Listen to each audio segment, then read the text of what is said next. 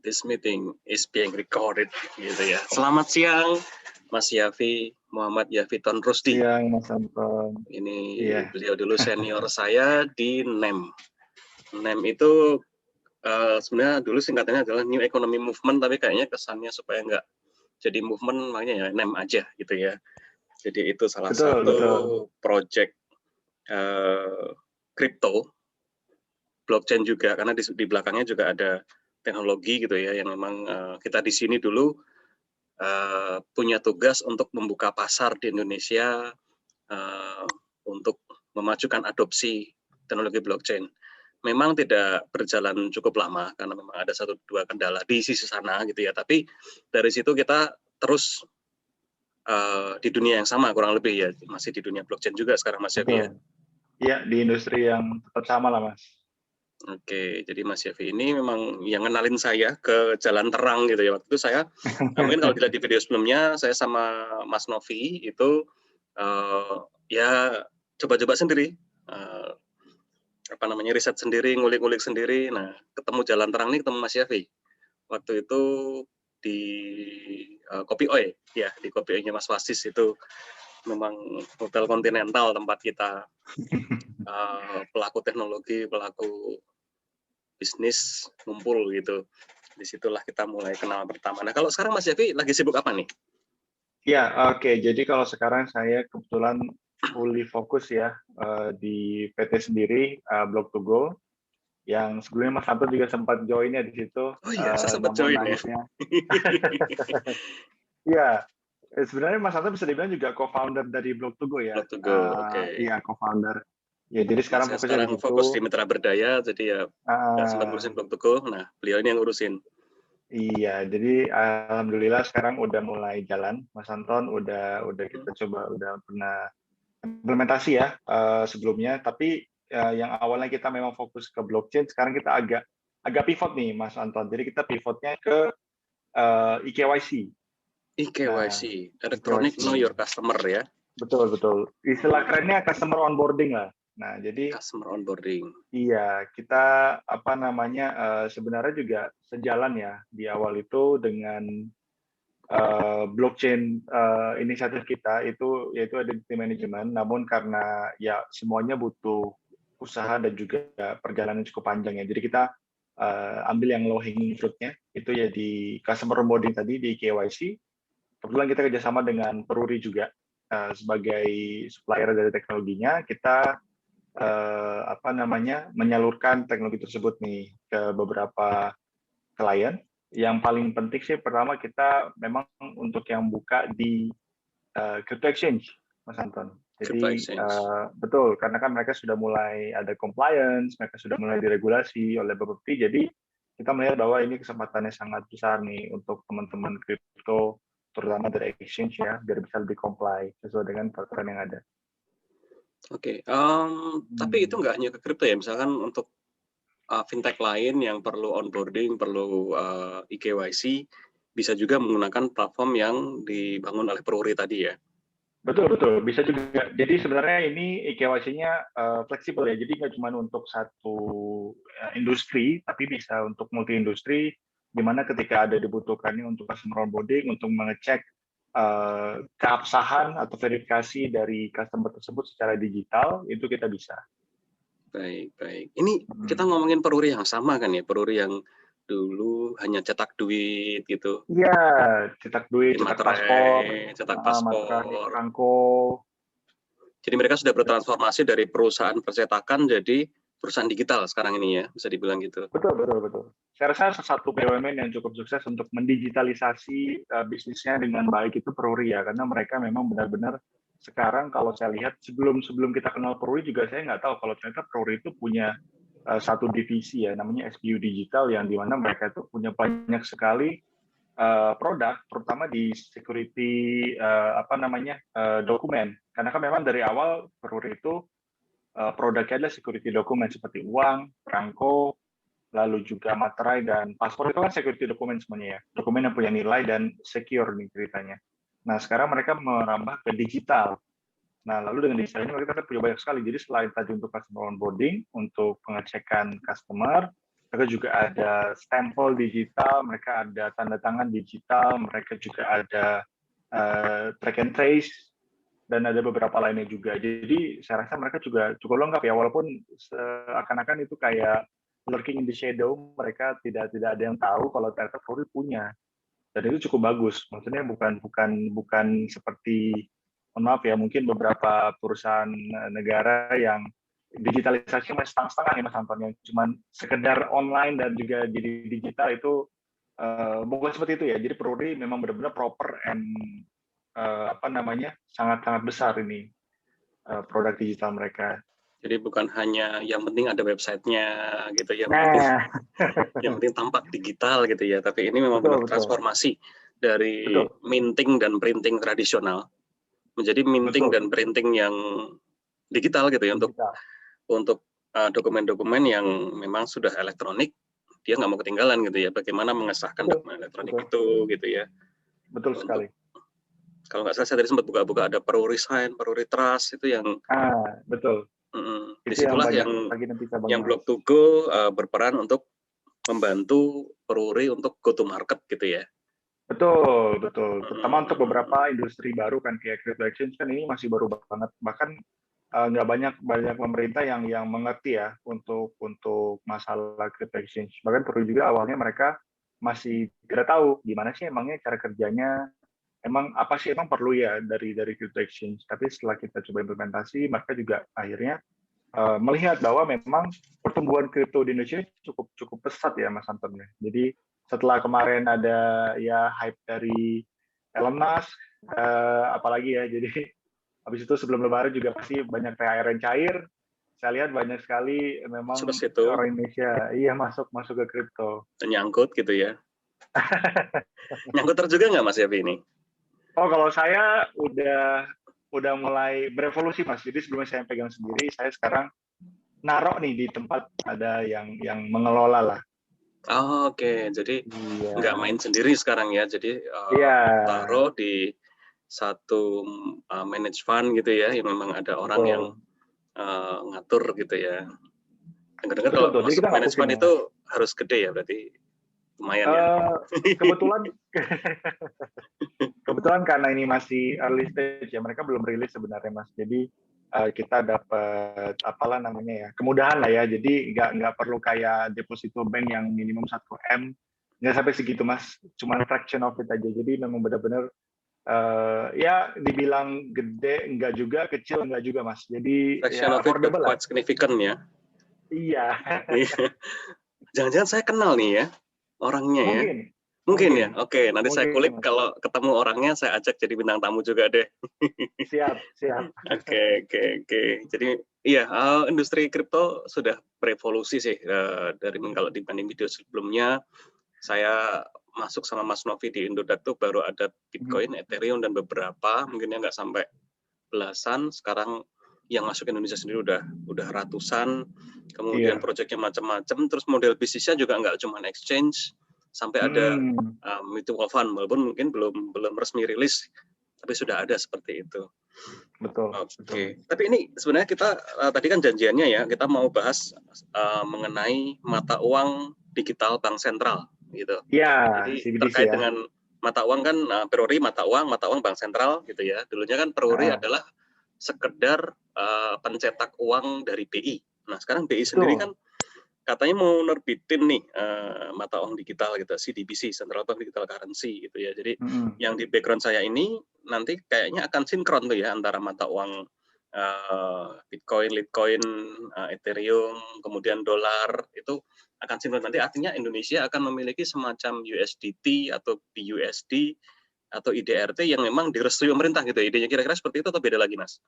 Betul Mas. Jadi seperti ini. Jadi kalau kita ngomong rupiah sekarang ya, secara yang sudah ada sekarang itu memang BI sebagai issuer ya, issuer dari rupiah, lalu nanti minternya itu adalah Peruri sebagai pencetak uang kertas, ya kan.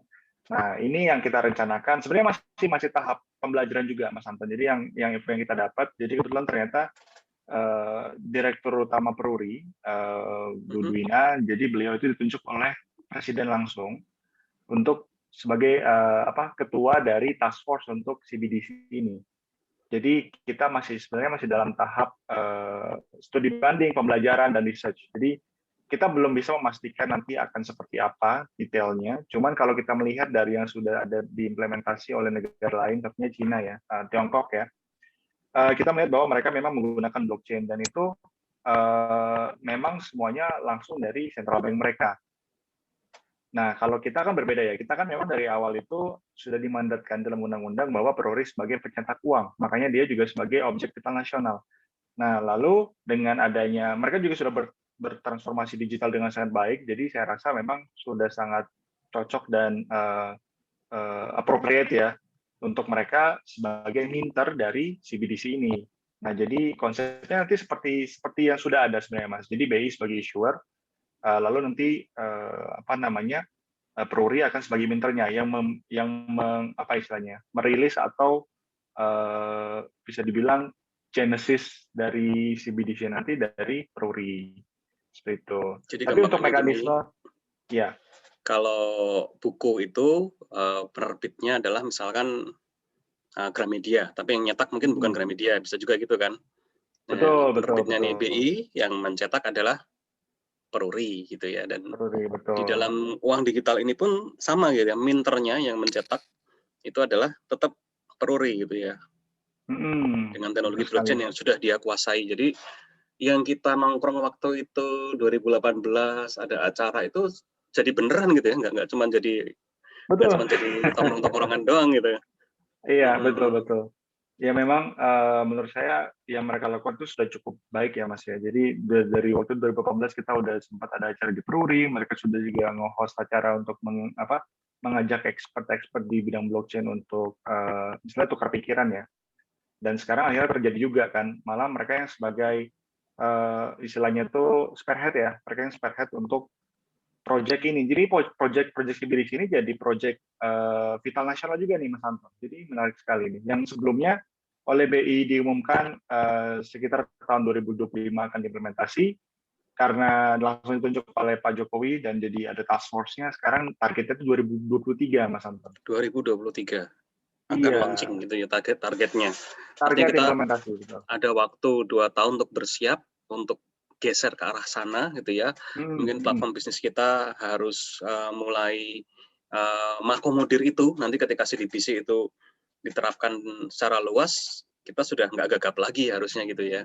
Karena ini ada waktu 2 tahun untuk beralih ke arah sana gitu ya. Cuman ini saya jadi penasaran nih, ketika nanti CBDC berjalan gitu, artinya semua nanti akan cenderung transparan. Itu nanti akan sampai ke pajak otomatis nggak sih kira-kira Mas Yafi? Jadi kayak kita dapat Levi gitu kan? Iya. Sebenarnya gini Mas. Jadi kalau yang kita kita menjual untuk Pruri, jadi KYC itu nantinya nggak cuma dari data KTP Mas.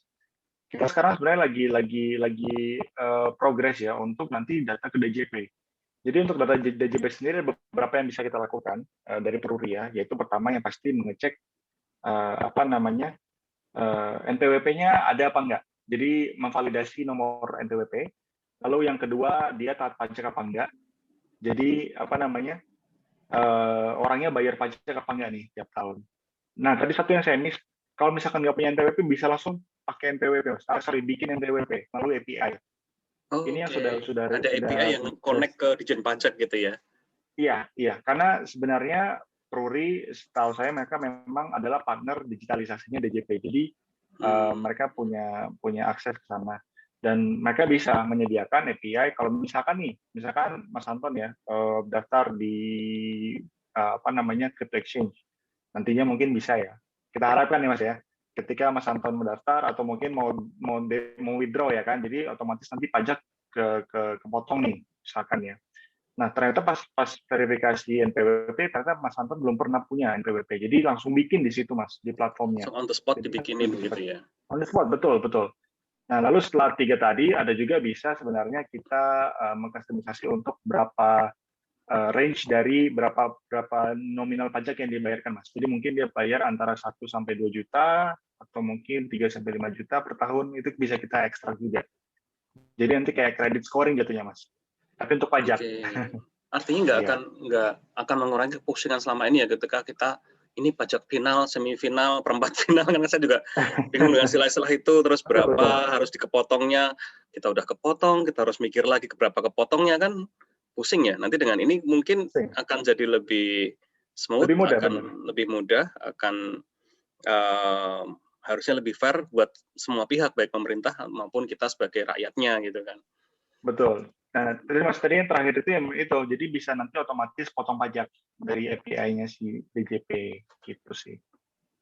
Seperti itu ya, luar biasa ya kan. Mhm. Memang, CDBC ini kan ketika diumumkan oleh BI, saya langsung menyambutnya dengan gembira gitu ya. Artinya memang, ini dinyatakan sebagai bagian dari mata uang negara, bagian dari kewajiban moneter, artinya kedudukan uang digital nanti itu akan setara dengan uang logam atau uang kertas yang dibuat sekarang ini gitu Betul ya. betul. Jadi gini Mas, Mhm, kalau menurut saya sendiri ya, manfaatnya itu sangat besar ya, terutama yang pertama kita bisa tahu nih sirkulasi, supply dari rupiah kita, kalau misalkan kita memang punya CBDC ya. Jadi kan kalau misalkan yang sekarang kita tuh sebenarnya nggak punya data yang, spesifik dan juga akurat ya, untuk berapa banyak sih rupiah yang beredar sekarang di Indonesia. Dan itu pun masih masih subjek lagi kepada beberapa faktor ya, misalkan, oh ternyata ada uang yang rusak, atau mungkin ada, uang yang hilang entah ke mana. Nah, itu kan beberapa hal yang membuat, untuk menghitung circulating supply dari rupiah itu sangat sulit ditentukan. Tapi nanti dengan adanya CBDC itu sudah jelas ya sebenarnya. Berapa banyak yang beredar di masyarakat, berapa banyak yang beredar di bank, itu semuanya jelas tercatat, jadi bisa meminimalisir adanya inflasi juga. dan ini mekanismenya juga agak beda dengan uang elektronik yang selama ini kita pakai untuk bayar tol, untuk Betul, itu agak beda ya, karena itu kan berbeda. sebenarnya hanya perwakilan elektronik dari uang Dari fisik gitu rupiah. ya, dari Betul rupiah betul. gitu. Kalau ini benar-benar Jadi secara elektronik memang itu rupiahnya gitu ya. betul betul. Jadi kalau mungkin bedanya dengan uang elektronik yang ada sekarang kan itu masih centralized banget Mas ya. Jadi kalau misalkan kita lihat di OVO atau Dana, mereka kan ya bisa dibilang mereka ada kewajiban mungkin lapor ya untuk ke BI atau OJK mengenai berapa yang mereka sudah keluarkan nominalnya dan juga berapa yang mereka hold dalam rupiah bentuk rupiah. Tapi kan kita masih belum bisa memastikan secara benar-benar ya, memang apakah memang segitu atau mungkin ada beberapa yang mereka sembunyikan. Kita nggak pernah tahu. Tapi kalau dengan ada CBDC, otomatis mereka itu langsung tercatat di blockchain, jadi mau nggak mau itu sudah tercatat semua dan nggak bisa dibantah lagi, Mas, Jadi untuk data kalau, yang dicatat. CDBC ini nanti elektronik ke elektronik, kalau yang sekarang ini masih ada semacam penjaminan ke rupiah fisiknya ya, Mas, ya? Betul betul, karena kan sekarang Mhm, nggak boleh gini, kalau kalau yang dulu kan memang awal-awal kayak ada GoPay dan segala macam, itu kan mereka membuat ya seperti kripto Mas, kan mereka bikin value out of nowhere kan. Tapi setelah ada itu diregulasi sama BI atau OJK saya lupa, kan itu mereka juga harus punya. Jadi kan itu sebagai representasi dari rupiah. Berarti kan mereka harus punya Mas, underlying asetnya yaitu rupiah tadi.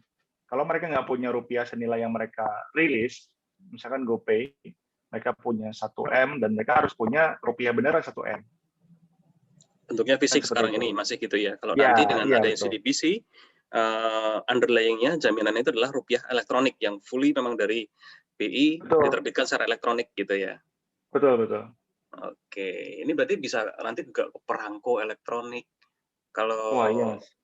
ijazah sertifikat itu sudah mulai keluar. Kemarin juga kelurahan itu juga saya dapat di Jogja gitu ya, untuk, dokumen kelurahan itu sudah bentuknya QR code dan itu sudah sama sekali nggak ada fisiknya gitu. Jadi sudah ke Mhm. arah situ. Nah, kalau yang semacam kayak materai itu berarti juga bisa dong ya, Mas, ya? Iya, materai. Jadi kebetulan ini kita juga dapat info dari Pruri bahwa materai itu akan dirilis materai digital ya, maksud saya. Materai digital akan dirilis pada tanggal 1 Juli nanti.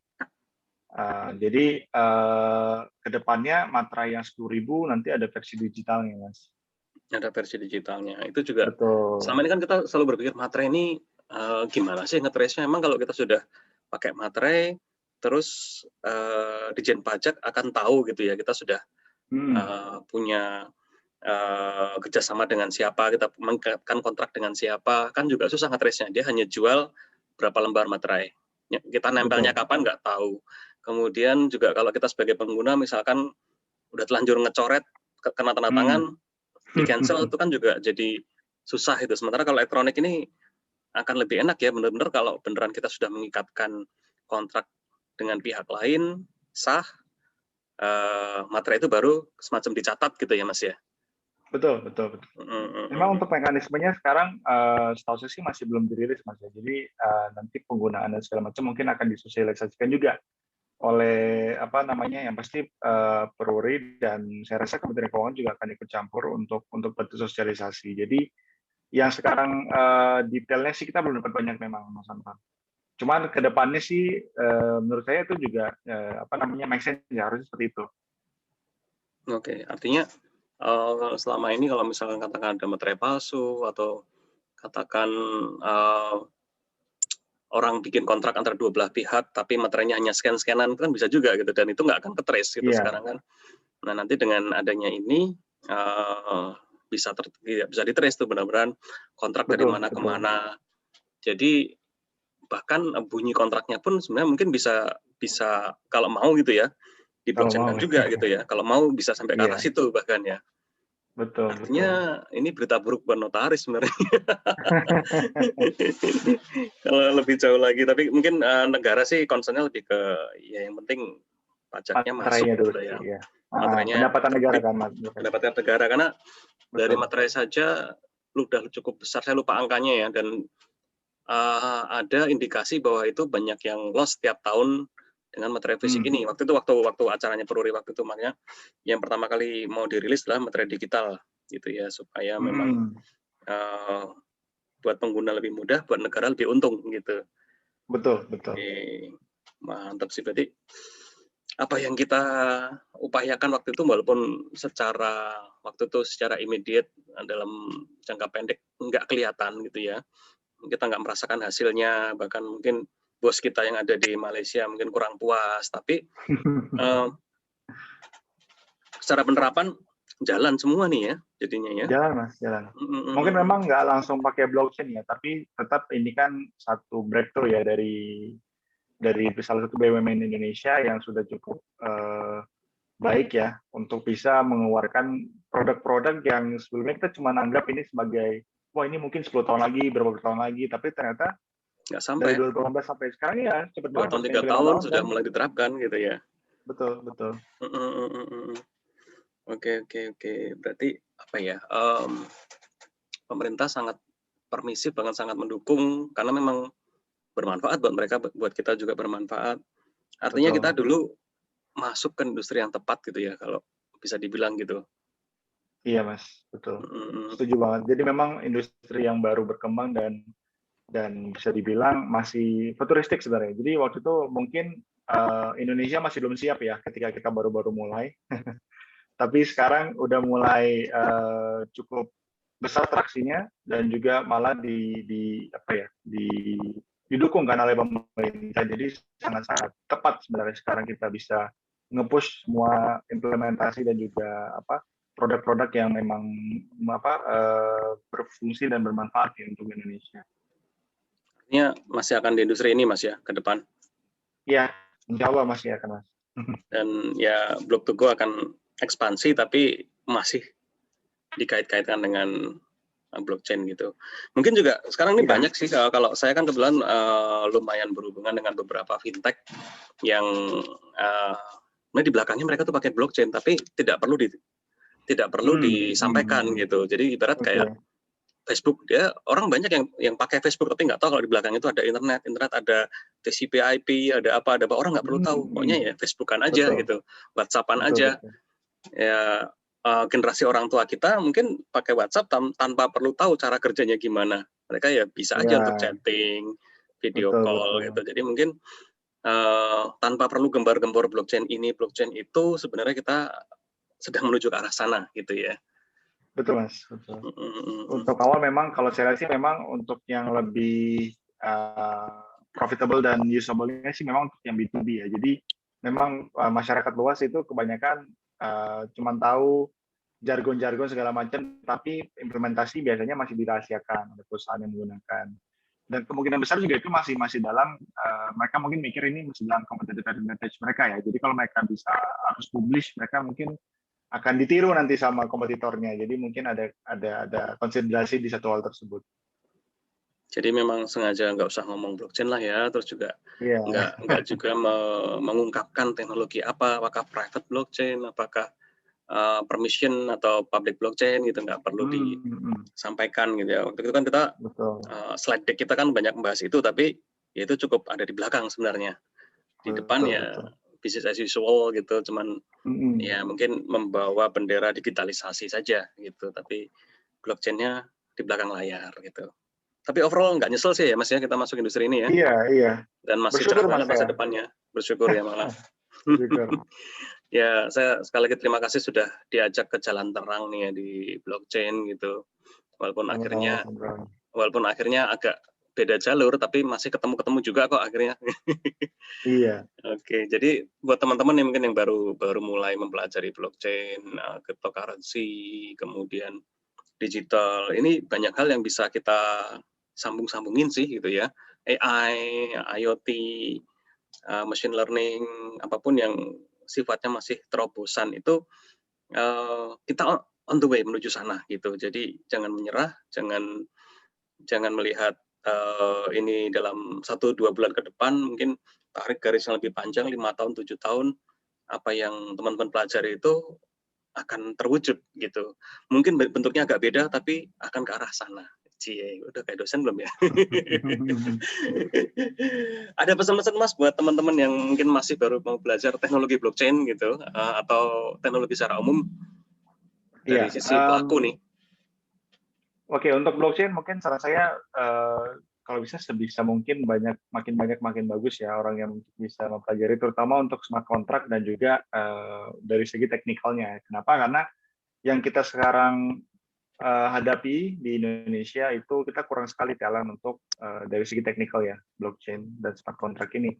Jadi kalau teman-teman yang mungkin udah mau lulus atau mungkin lagi mencari kerja bisa konsiderasi banting setir nih ke blockchain karena memang kebutuhan dan juga supply ini sangat sedikit ya. Jadi demand yang tinggi untuk Demand-nya tinggi. developer blockchain betul, tapi supply-nya nih orang-orangnya jadi rebutan. Jadi kita perlu sekali teman-teman yang masih muda-muda yang masih mau belajar bisa memanfaatkan kesempatan yang ada.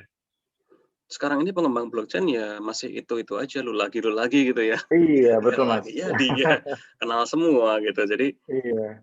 saya sendiri kalau mungkin masih muda pun ingin melakukan hard coding, tapi karena mungkin ya waktu terus juga memang kecerdasan terbatas gitu, jadi ya jadi McLaren saja, McLaren maksudnya gitu. Maksudnya, tapi itu pun Iya. cukup membahagiakan dan lumayan lah bisa buat menyalakan api di dapur gitu. Oke, itu tadi. Ada pesan lain Mas Yafi mungkin? Dari situ cukup Mas. Cukup Paling itu ya? aja. Kita Oke. Sekali lagi pengennya anak terima muda kasih banyak sudah yang mau belajar. mampir ke Jogja Crypto Dingrat. Oh ya, saya tadi lupa mention di depan Ya. ini nama channelnya Jogja Crypto Dingrat. Jadi memang inisiasi dari teman-teman di Jogja sebenarnya dari tahun 2017 gitu. Dari sebelum rame-ramenya hype Bitcoin gitu. Kita pengen bikin channel video tapi belum kesampaian. Baru 2021 ini kesampaian. Nah, kita coba undang tamu-tamu yang memang mungkin bisa kasih pencerahan, kasih semangat buat teman-teman yang masih belajar kripto, blockchain maupun teknologi yang menunjang gitu ceritanya. Oke, sekali lagi terima kasih banyak Muhammad Yafiton Rusdi, CEO dari Block2Go. Sampai Ya, ketemu lagi di sama-sama Mas kesempatan Anton. berikutnya. Siap. Makasih Mas Anton. Terima kasih Mas Yafi.